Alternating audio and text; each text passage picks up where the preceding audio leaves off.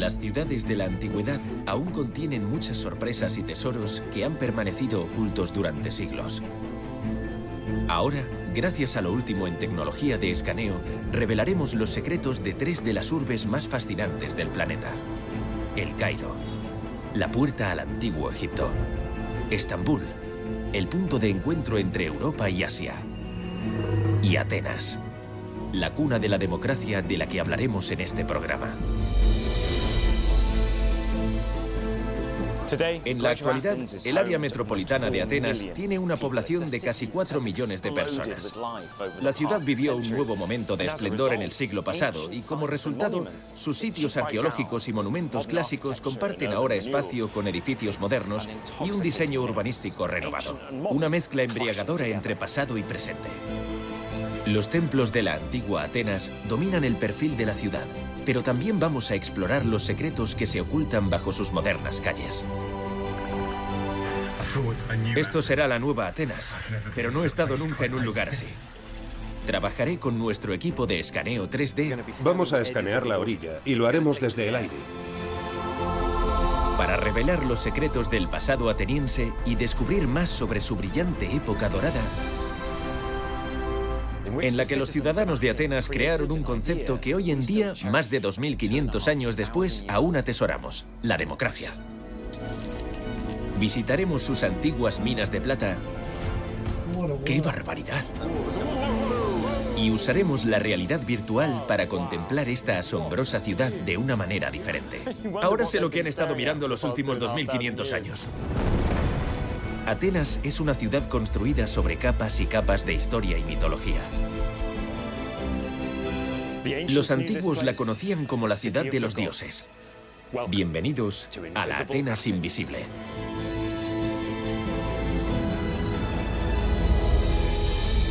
Ciudades invisibles de la antigüedad.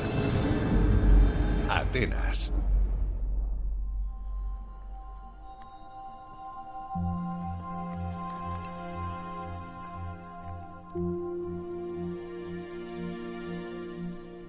La Acrópolis, una colina sagrada en el centro de Atenas.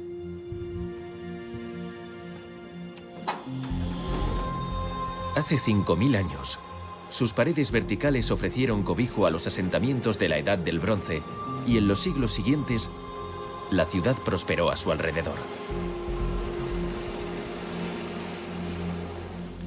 A finales del siglo VI a.C., aquí se produjo un hecho sorprendente. El pueblo de Atenas derrocó a un tirano en esta misma colina y sentó las bases para la creación de la primera democracia del planeta. Durante la era dorada que resultó, los atenienses construyeron los hermosos monumentos que vemos hoy aquí. Avanzamos por los propileos en la antigua vía de acceso a la Acrópolis. Son unos pórticos diseñados para crear un efecto de embudo en la visión del transeúnte que de repente se encuentra con esto, uno de los edificios más importantes de la historia de la humanidad.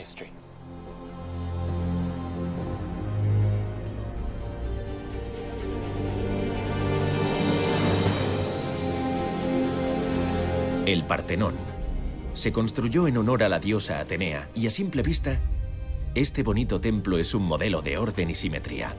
Pero cuando uno lo estudia con detenimiento, resulta todavía más fascinante, porque apenas hay una sola línea recta vertical en todo el conjunto.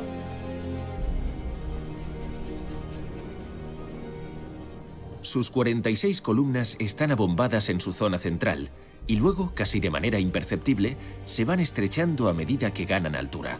Este truco arquitectónico es lo que le da al Partenón su gracia y majestuosidad. Y crea la ilusión de que aspira a tocar el cielo. Lo que más impresiona no es solo la belleza del edificio, sino también su finalidad, el poderoso mensaje que quería transmitir. Es la civilización contra la barbarie. Este edificio y la ciudad en cuyo centro se alza son el corazón palpitante de la civilización.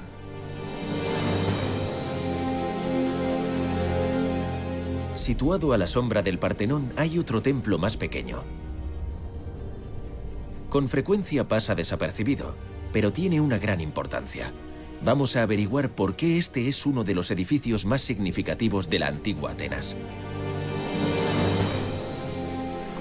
El Partenón es famoso por su simetría, pero no se puede decir lo mismo del excéntrico hermano pequeño que lo acompaña.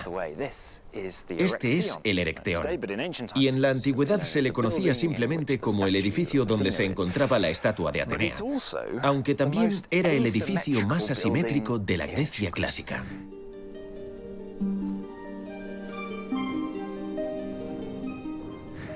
Parece construido a base de parches arquitectónicos combinados al tuntún y colocados dentro de un mismo edificio de una manera extrañísima.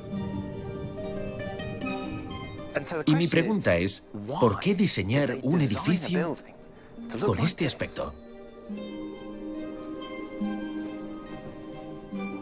Nuestros escáneres 3D intentarán dar sentido a este enigmático templo. El jefe del equipo es el arquitecto Matt Shaw. Matt, aquí tenemos este original edificio asimétrico. ¿Cómo vais a abordarlo con la tecnología 3D? Comparado con la limpieza de líneas del Partenón aquí al lado, este otro templo resulta muy complejo, casi confuso. Así que lo primero que haremos será trazar un mapa muy preciso. Intentaremos descifrar la geometría de la Acrópolis y luego veremos exactamente cómo el Erecteón encaja en el conjunto. Para averiguar más sobre el lugar donde se levanta el Erecteón, Matt y su equipo crearán un modelo en 3 dimensiones de toda la Acrópolis. Gracias a miles de fotografías aéreas y a un proceso digital llamado fotogrametría, intentarán descubrir las razones tras el enrevesado diseño del Erecteón. Y mientras ellos se emplean a fondo, yo voy a echarle un vistazo más de cerca. El templo se llama así en honor a Erecteo, un mítico monarca de Atenas. Se dice que el mismísimo Zeus, rey de los dioses, le lanzó un rayo y lo mató aquí mismo. Este curioso edificio resulta todavía más extraño cuando caemos en la cuenta de que los antiguos griegos dejaron a propósito un agujero en el techo y otro en el suelo. La explicación es que este fue el lugar exacto donde el rayo de Zeus fulminó a Erecteo. Pero la conexión con los antiguos mitos griegos no termina ahí. Este templo además se eleva sobre uno de los lugares más importantes de la mitología ateniense, la arena donde se enfrentaron dos de sus dioses por ver quién sería el patrón de la ciudad. Poseidón, el dios del mar, y Atenea, la diosa de la sabiduría, midieron sus fuerzas. Poseidón golpeó las rocas con su tridente.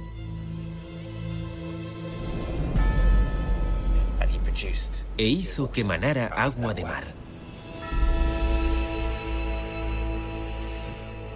Para no quedarse atrás, Atenea plantó un olivo cerca del mismo lugar. Y el rey ateniense, que era el juez de esta disputa, pensó que un olivo sería más útil para sus súbditos que el agua de mar, así que declaró victoriosa a la diosa. Desde ese momento, Atenea sería la patrona de la ciudad.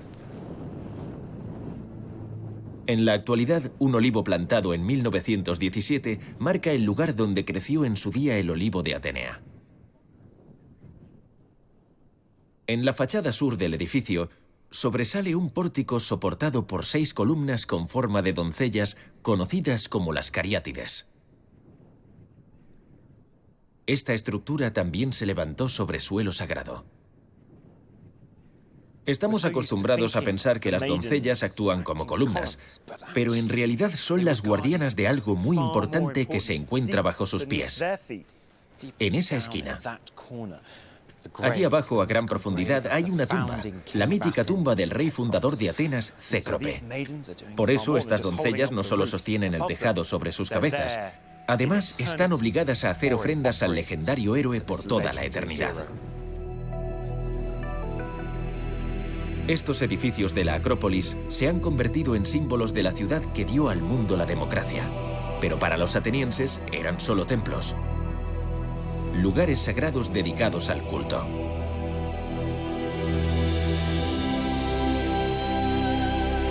El corazón político de la ciudad está en otro lugar.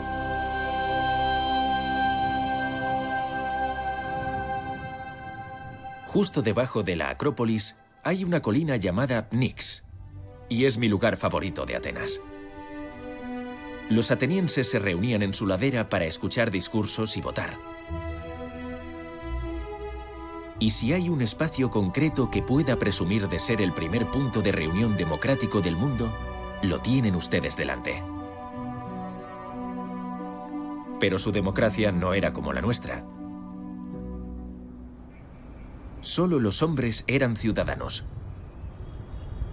Las mujeres no votaban, ni tampoco los esclavos, la numerosa mano de obra de la ciudad. Y aunque ahora no reconoceríamos la democracia ateniense como una verdadera democracia, ellos tampoco reconocerían nuestro sistema como tal. Porque no votamos individualmente sobre todos los asuntos que se sometían a votación en Atenas. Y era en el Pnyx donde se podía ver en acción la esencia misma de su sistema político. El voto directo de cada ciudadano sobre cualquier asunto. Nuestro equipo de escaneo 3D nos ayudará a desvelar qué estructuras de la antigua ciudad se ocultan bajo las calles de la moderna Atenas. Y ya están listos para mostrarnos su trabajo en la Acrópolis. Matt, estoy deseando ver Atenas en toda su gloria, especialmente la Acrópolis. Sí, pues siéntate que empezamos. Y lo hacemos con esta toma aérea de todo el conjunto. Y por supuesto, lo primero que nos llama la atención es el Partenón, la maravilla de la Acrópolis.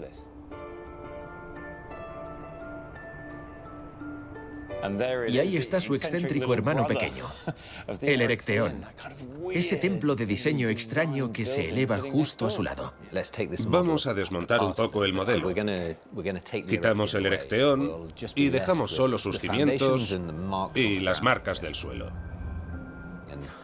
Y aquí lo tienes. Hemos viajado al pasado, al tiempo anterior a la construcción del edificio. Lo que queda es este terreno ondulado, no es llano. Desde el lado sur hasta el norte puedes ver que hay un gran desnivel. De hecho, mide más de 3 metros, así que el espacio disponible era limitado. De modo que se levanta sobre un terreno difícil. ¿Y qué me dices de otras construcciones anteriores y lugares sagrados que había en este mismo punto? El primero es este. Es un extraño agujero en el suelo, justo aquí. Las fuentes de la antigüedad hablan del rayo de Zeus. En Atenas hay acontecimientos y lugares específicos ligados a la propia Tierra. Tomamos nota del agujero en el suelo y vamos a recuperar algo del edificio. Vale, acabo de incluir el porche delantero en solo unos segundos. Y como puedes ver, este agujero en el techo está justo encima del que hay en el suelo. Y sirve además para enmarcar el espacio que lo rodea. Refleja la manera de pensar de los atenienses. Construyeron un edificio para que lo vieran todos los dioses. Pero hay algo que les impide ampliar el templo.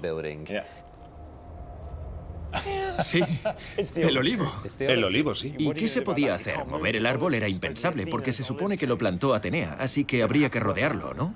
Exacto. Y bueno, eso también lo hacemos ahora. A veces no se pueden talar los árboles, con este pasaba lo mismo. Ese árbol se queda ahí. Exacto. Si echamos un vistazo por encima del olivo de Atenea, aparece otro espacio sagrado. Es la tribuna de las Cariátides. Está justo encima, donde se encuentra la tumba de Cécrope, y el edificio tenía que respetarla. No solo eso, había que honrarla de alguna manera y señalarla. Hay muchas capas de historia, identidad y arquitectura. Ya trabajaban sobre un terreno reducido, pero además estaban las limitaciones de los lugares sagrados e hitos que debían respetar. Un pedazo de tierra tocado por los dioses, un olivo creado por Atenea, y la tumba del rey fundador de la ciudad. 3 lugares sagrados unidos por un templo que además alberga reliquias de Atenea y muchos otros dioses. Y cuando tienes en cuenta todos estos factores, el edificio resulta ser una solución muy ingeniosa. Al contemplar ahora el templo, esta pequeña joya ya no parece el excéntrico hermano menor del Partenón, sino que se convierte en el mejor ejemplo de lo que los atenienses eran capaces de hacer.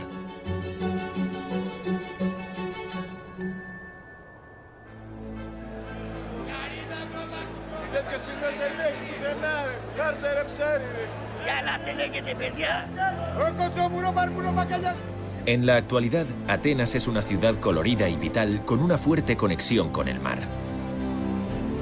Es la bulliciosa capital de un país que lucha por seguir el ritmo de sus vecinos europeos. Cuando nació la primera democracia, antes de que se levantaran los edificios de la Acrópolis, Atenas también tuvo que luchar por hacerse un hueco en el mundo. En el año 490 a.C., Atenas era una ciudad-estado rodeada por rivales. Poblaciones como Egina, Corinto y la guerrera Esparta. Sin embargo, la mayor amenaza procedía del este, donde el imperio persa crecía en poder y ambición.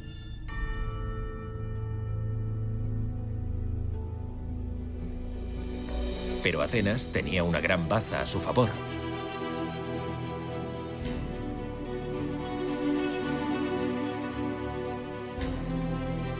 El territorio que controlaba, conocido como Ática, era rico en recursos naturales.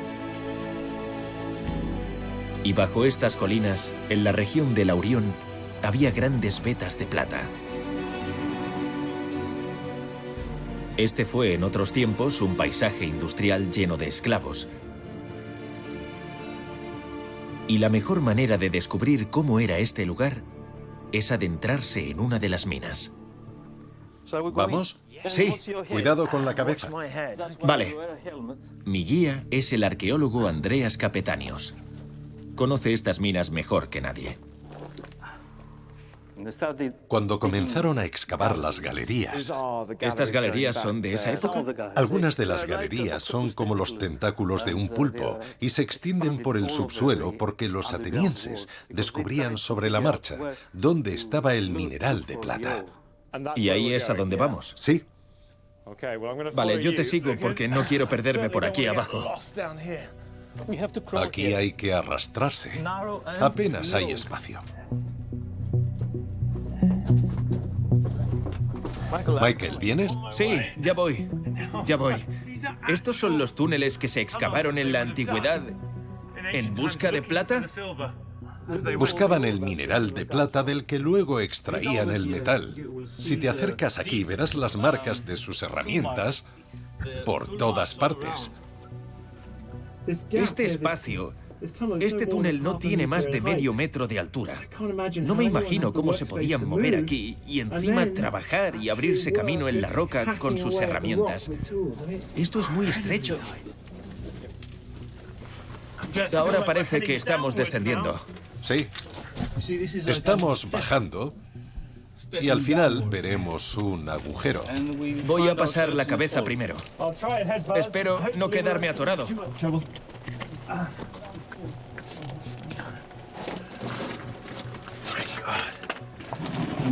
Andreas, esta parte es aún más angosta. Tranquilo, vamos bien. ¿Ah, sí? Sí. Esto es una locura. Pero la verdad es que estoy disfrutando. ¿Pasas? Creo que sí. Esto es increíble. ¿Vienes?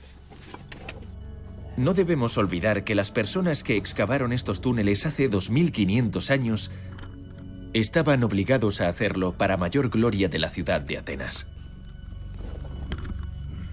Estos trabajos corrieron a cargo de decenas de miles de esclavos, es decir, prisioneros de guerra o esclavos comprados en los mercados. Los esclavos eran un bien muy preciado, eran herramientas muy valiosas. Trabajaban en parejas y había adultos y niños. ¿Niños? Sí.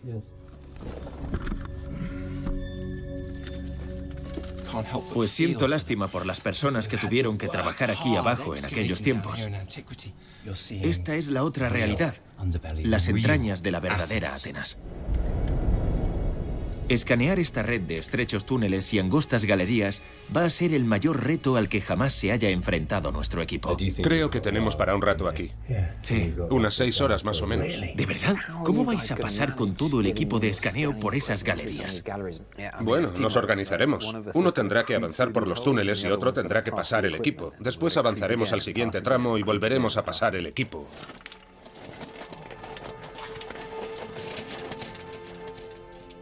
Ahora siento mucha curiosidad por ver el mineral de plata tal y como lo habrían visto los antiguos, mientras se abrían camino a través de la roca. Pues aquí tengo una muestra. Vaya, cómo brilla. ¡Qué bonito! Y esto era lo que buscaban. Pero se necesitaban 4 toneladas de esto para producir 2 kilos de plata. Por eso tenían que mover montañas de este material. Esto era el Silicon Valley de la Atenas clásica.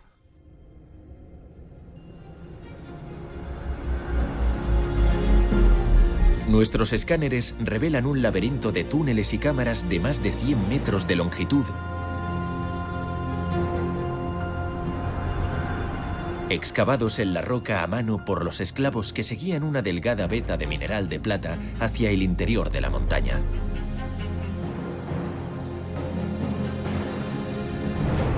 Y en la superficie, los escáneres también captan los restos de las plantas de procesamiento. Aquí se lavaba el mineral de plata. Luego se molía hasta reducirlo a piedrecitas que se calentaban en hornos cercanos para extraer la valiosa plata. Esta es solo una de las 30 minas conocidas que se ocultan bajo estas montañas de Laurión. Según fuentes de la época, en el año 480 a.C., los atenienses encontraron una veta de plata nueva muy rica que daría un gran impulso a su joven democracia.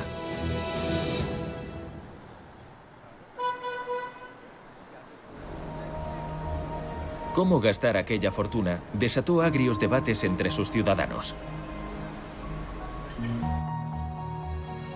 Muchos querían repartir la plata a partes iguales entre todos los ciudadanos.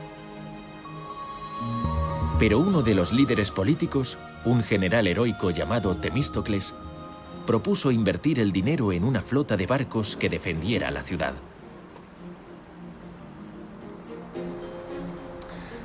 El debate sobre qué hacer con la plata de Laurión se resolvió de manera democrática.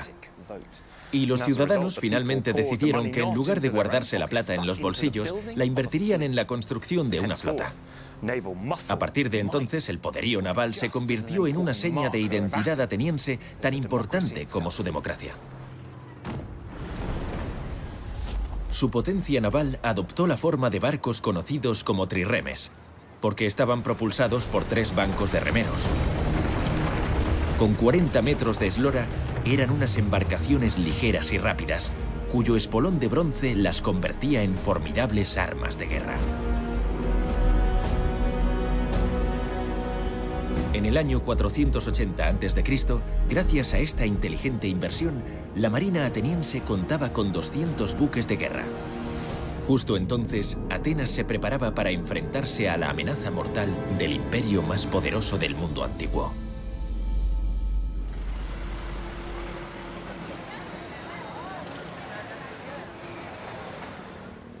Aquí abajo, en el Pireo, el puerto de Atenas, se desencadena una secuencia de acontecimientos cruciales. Un ejército de al menos 200.000 soldados persas se prepara para invadir Atenas y acabar con su democracia. Con toda la población en peligro, los atenienses tenían que decidir si quedarse y luchar en la ciudad o huir en sus barcos.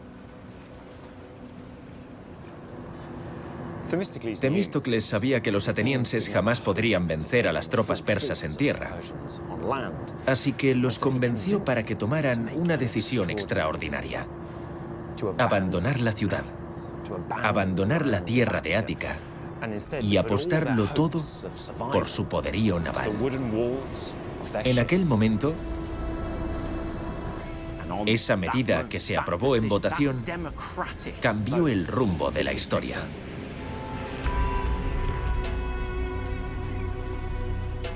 Llevaron a las mujeres y a los niños a un lugar seguro, y todos los varones atenienses en edad militar ocuparon su lugar en las trirremes, listos para enfrentarse a los persas en el mar.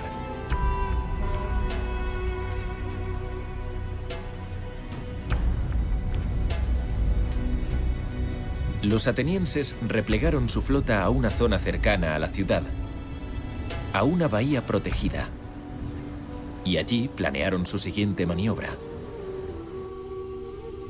Se les unieron aliados de toda Grecia, y a finales de septiembre del año 480 a.C. se prepararon para hacer frente al enemigo.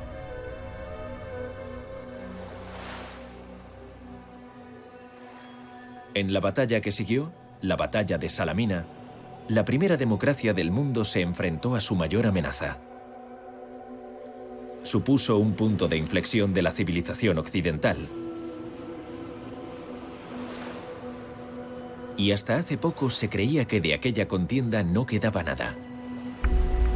Sin embargo, en el año 2017, el profesor János Lolos descubrió nuevas pruebas que nos ayudarán a comprender cómo habría sido esta bahía por aquel entonces. En la víspera de la batalla de Salamina, la flota griega estaba anclada en esta bahía. 300 trirremes, los barcos de guerra de la época. Has estudiado a fondo la bahía. ¿Qué has encontrado? Hemos creado el primer mapa geológico submarino de la bahía, del puerto de Salamina. Este es el puerto de la ciudad-estado de Atenas. Estaba fortificado. Poseía una gran muralla con una torre redonda en el extremo. No hay duda del papel fundamental que desempeñó este puerto en la víspera de la batalla. Podemos imaginar a los atenienses contemplando desde las colinas que rodean esta bahía a su ciudad en llamas. Justo ahí detrás. ¿Sí? Intento imaginar el miedo, la rabia y la desesperación que debieron sentir en aquellos momentos. Sí, claro, porque Atenas ya no existía. Gracias a estos nuevos hallazgos, nuestro equipo de escaneo ha tenido acceso a las coordenadas de los restos arqueológicos. Nuestro modelo gráfico de la muralla del puerto y su torre defensiva nos muestra que la estructura se adentraba 160 metros en el mar. Aquí es donde la flota de 300 naves griegas aguardaban el momento de atacar a la flota persa que, según se dijo entonces, era 3 veces superior. Para equilibrar la contienda, el general Temístocles logró atraer a los persas a una zona angosta más allá de la bahía, donde su superioridad numérica no les serviría para nada. Cuando la gran flota entró en el estrecho, los atenienses y sus aliados los atacaron, se lanzaron contra sus naves y destrozaron a la flota persa.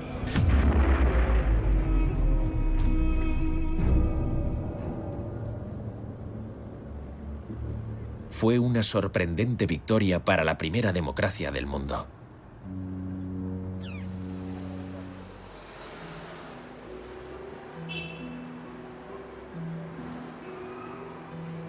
Pero aquel triunfo tuvo un alto coste para Atenas.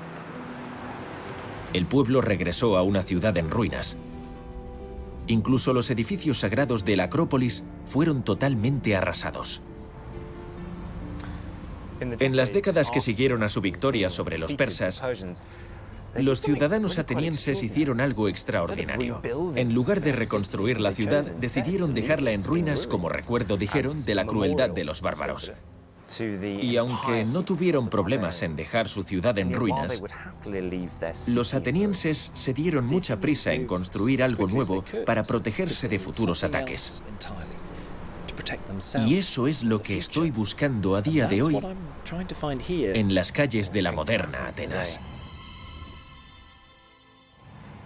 De hecho, Creo que está por aquí.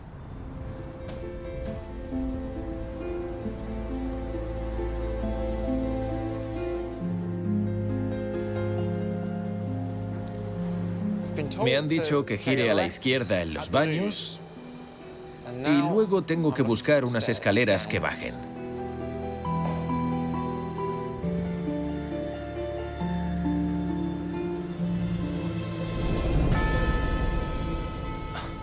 Y aquí está. Esto no se ve todos los días en un aparcamiento. Son los restos de las murallas de 2500 años, las murallas de Temístocles. Aún se distinguen los bloques de piedra perfectamente colocados uno sobre otro. Y aquí tenemos 1, 2, 3, 4 y 5 niveles. El quinto desaparece en el suelo, pero estamos muy lejos de los cimientos que se encuentran a mayor profundidad.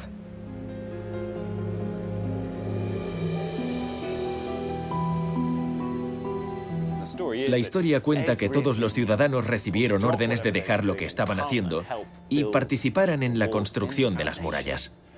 Usaron como cimientos casi cualquier cosa que encontraran. Trozos de columnas, esculturas, lápidas, lo que fuera con tal de construir la muralla lo más rápidamente posible.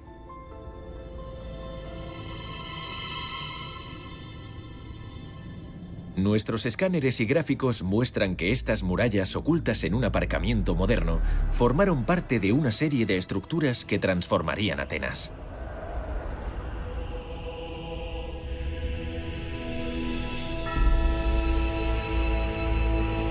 Primero, los atenienses cerraron la ciudad. Después fortificaron el puerto del Pireo a casi 10 kilómetros de distancia.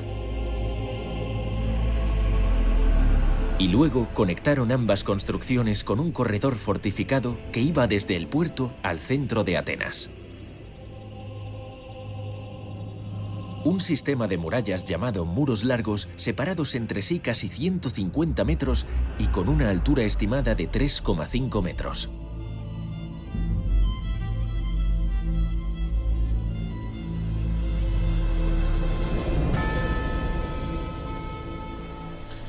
Cuando completaron las obras de los muros largos que conectaban el puerto del Pireo con estas murallas que guardaban la ciudad, Atenas se convirtió en una isla en tierra firme. Ninguna fuerza terrestre podía aspirar a conquistarla. Atenas se transformó para muchos en una ciudad inexpugnable.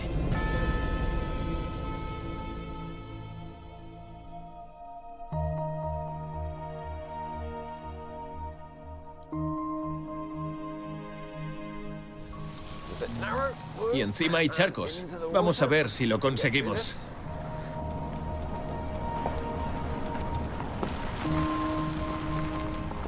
Cuando los antiguos atenienses por fin decidieron reconstruir su ciudad, quisieron hacerla más grande y mejor que antes, así que recurrieron a lo que tenían a su alrededor. Porque la zona que rodea la ciudad de Atenas está hecha de mármol. Por eso estamos aquí. Parece que avancemos por una carretera de mármol. Estamos en el monte Pentélico, donde los atenienses obtenían su mármol. La parte de la cantera que data de aquella época sigue aquí. Y la arqueóloga Alexandra Mari me la va a enseñar. ¿Qué impresión te llevaste cuando la viste por primera vez? Quedé maravillada por todas las cosas que aún quedan. Aquí está. ¡Vaya! Esta es la cantera. ¿Te gusta? Es extraordinaria, enorme, impresionante. ¡Qué paredes más verticales! Sí, sí.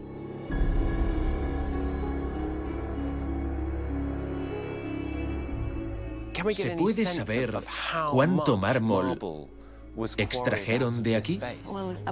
Aproximadamente se extrajeron 400.000 toneladas de mármol, solo de esta cantera, de la cantera de la cueva, como se la Y conoce. aún se ven las marcas, ¿verdad? Las marcas de los cinceles. Primero tenían que elegir un bloque adecuado, que no tuviera fisuras ni grietas, y luego comenzaban a golpearlo, un golpeteo constante hasta que lograban separarlo de la montaña. Pero eso es muy peligroso. Sí, Además de tedioso y duro. sí, mucho. Un trabajo exigente. Sí, sí, así era. Luego tenían que transportar el bloque hasta un camino especial llamado lizagoyía, que significa transporte de piedras. ¿Y ya no queda nada de ese camino? Algo queda, sí, ¿Ah, sí? pero es un tramo pequeño. Esto fue en su momento un camino que iba desde la cantera hasta el corazón de la ciudad, a más de 18 kilómetros de distancia. Pero aún es bonito, ¿verdad? Más de 2.500 años después, Sí, casi parece un tobogán. sí, exacto. Se cree que untaban los adoquines con grasa animal para reducir la fricción. Pero si un bloque de mármol se soltaba, saldría disparado montaña abajo.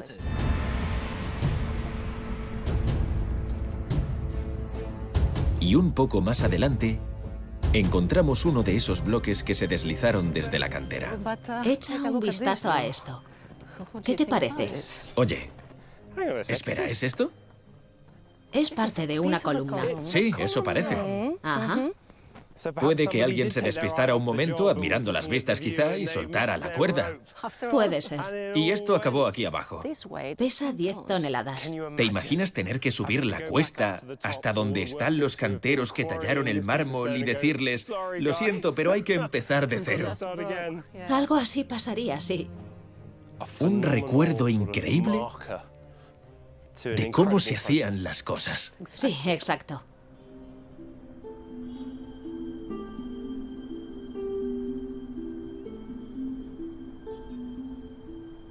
El mármol que se extrajo de esta cantera y se transportó hasta la ciudad acabó convirtiéndose en el rostro de la nueva identidad ateniense. Una ciudad en la cúspide de su apogeo no solo en el arte y la arquitectura, sino también en política, filosofía y ciencia. Una edad dorada que aún brilla con fuerza en la historia de la humanidad.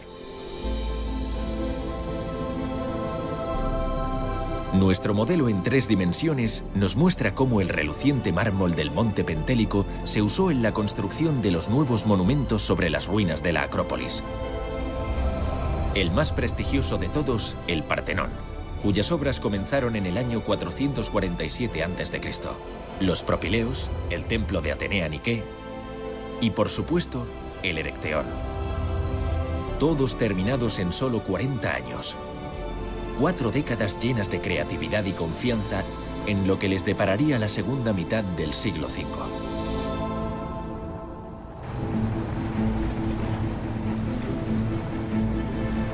Atenas era en esos momentos la ciudad más poderosa de Grecia y comenzó a extender su influencia por toda la Grecia continental hasta las islas del Egeo y la costa de Asia Menor.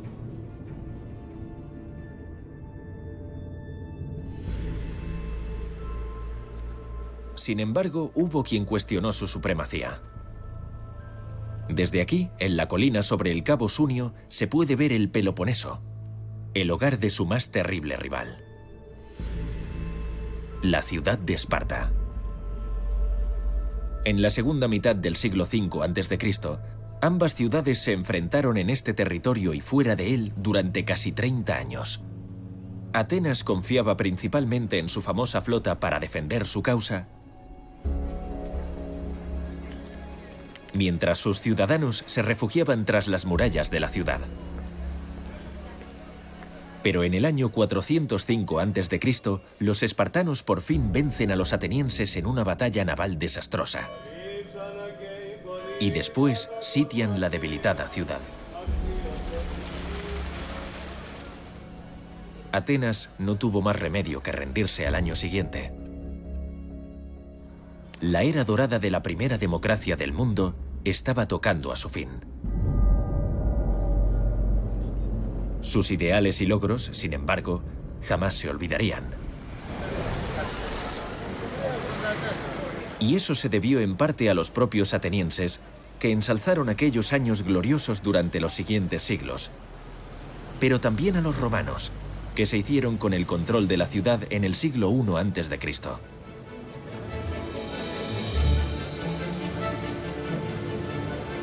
Y durante los siguientes 2 siglos, Atenas se convirtió en una especie de parque temático y centro educativo para la élite romana.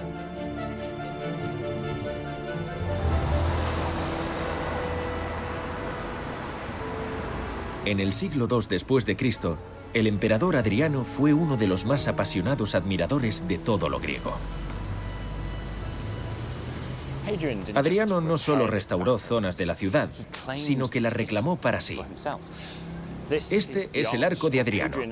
Y allí, justo encima del arco, todavía se puede leer: esta es la ciudad de Adriano.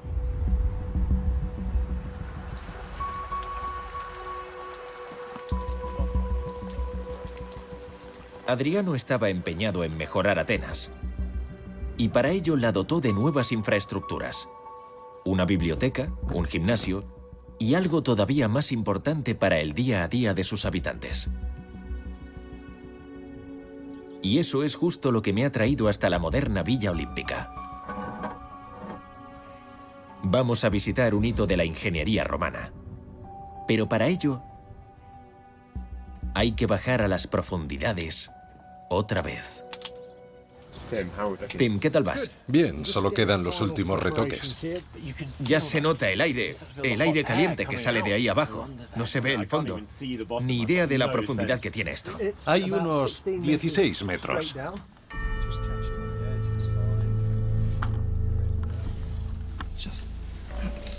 Bueno, pues vamos a bajar. El conducto lleva hacia un acueducto romano del siglo II después de Cristo, que jamás se ha filmado. ¡Oh, Dios! ¡Qué estrecho es esto! Oigo el agua. Estamos en un acueducto subterráneo. Ya estoy. No hay espacio ni para ponerse de lado. Pero vamos a explorarlo. Hay agua. Es extraordinario. Me he quedado atascado. No puedo moverme. Me pondré de lado. A pesar de todo, creo que se puede ver que el túnel que se abre ante mí sigue y sigue.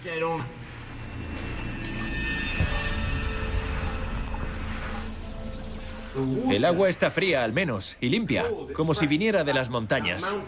El acueducto, desde luego, sigue cumpliendo con su cometido: llevar el agua desde las colinas que rodean Atenas hasta el centro de la ciudad.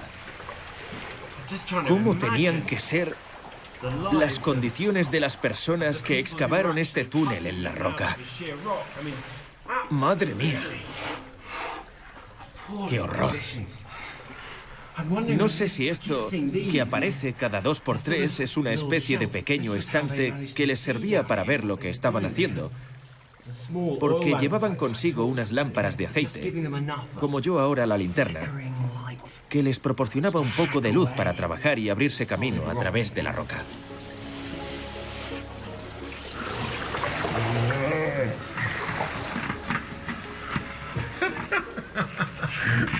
Es que no me cabe ni el casco. Bueno, allá vamos. Tardaron 15 años en excavar este túnel que tiene una longitud de 20 kilómetros. Es un logro impresionante de la ingeniería de la época. Y para saber un poco más sobre cómo se construyeron, cuento con la doctora Sean Lee, experta en acueductos. Sean, ¿cómo consiguieron construir una estructura así, bajo tierra? Primero cavaron conductos verticales, separados entre sí 33 o 35 metros, y luego excavaron para conectar los conductos. ¿Qué pasaba si no se encontraban? Entonces había que maniobrar, girar para conectarlos. Como pasó aquí, Sí. ¿verdad? Exacto, justo aquí. Y estamos hablando de un acueducto de más de 20 kilómetros de longitud. Sí. ¿Cómo consiguieron calcular el gradiente perfecto? Bueno, es asombroso porque todo se basa en la gravedad, de modo que si la pendiente era demasiado pronunciada, el agua iría muy rápido y destrozaría el túnel. Y si la pendiente era escasa, el agua no se movería. Pero el agua se mueve bajo nuestros pies, Desde luego. casi 2000 años después. Increíble, ¿verdad? Y esta sección es aún más estrecha. El acueducto baja cada vez más. Tengo que gatear dentro del agua. Pero este extraordinario techo abovedado lo compensa todo.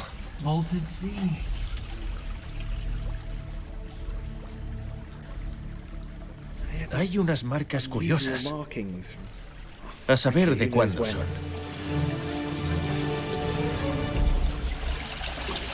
Qué alivio ver el cielo de nuevo.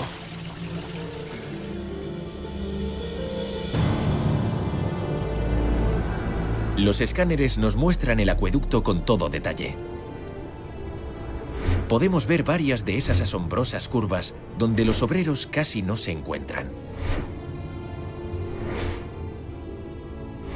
La sección que escaneamos tenía más de 80 metros de longitud, y en esa distancia el nivel del agua desciende menos de medio metro. Un gradiente tan bien calculado que el acueducto se ha usado hasta mediados del siglo XX. Y esto es solo un tramo de toda una red de antiguos acueductos que se extienden 80 kilómetros por debajo de la ciudad de Atenas.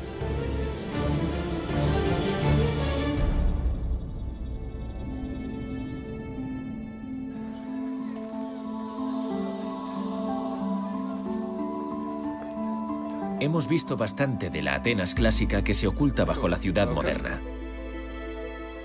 Y ahora vamos a experimentarla con la realidad virtual. Vamos allá. Estoy deseando ver lo que me habéis preparado. ¡Vaya! Esta es la Acrópolis, claro. Es la perspectiva de los dioses. Me siento como si sobrevolara la ciudad. Podemos descender y echar un vistazo de cerca al Erecteón. Es la mejor casa de muñecas del mundo. Mira esto. Sí, puedo entrar en el templo. Puedo meterme o ver el edificio desde este lado. ¡Anda!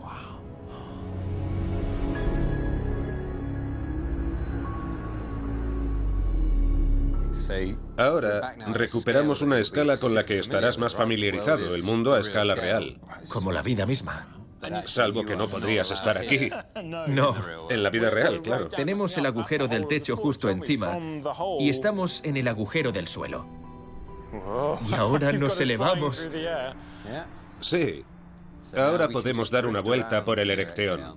Acabo de pasar por la puerta. Espera un momento. Ahora vamos hacia una pared. ¡Hay un muro! ¡Ah! Lo hemos atravesado. Claro, ¿por qué no? Y aquí estamos. ¡Oh, caray! ¡Qué vistas! Me preguntaba qué estarían mirando durante estos últimos 2500 años. Ahora sube ahí y echa un vistazo. Espera. ¡Hola! ¡Qué pasada! Es peor que volar por el mundo virtual, porque te impulsas tú mismo. Y estoy justo en medio. ¿Y sabes qué? Esto está chupado. ¿Podrías aguantar esa pose durante 2500 años? Bueno, con una vista así no me importaría mucho. Creo que tiene sus cosas buenas. Contemplar la gloria de Atenas, el Partenón, crea una especie de unión que era muy importante para los atenienses. Una relación del paisaje con el pasado, el presente y el futuro. Si me tuviera que colocar en un sitio en Atenas para comprender lo que significa ser ateniense, desde luego sería este.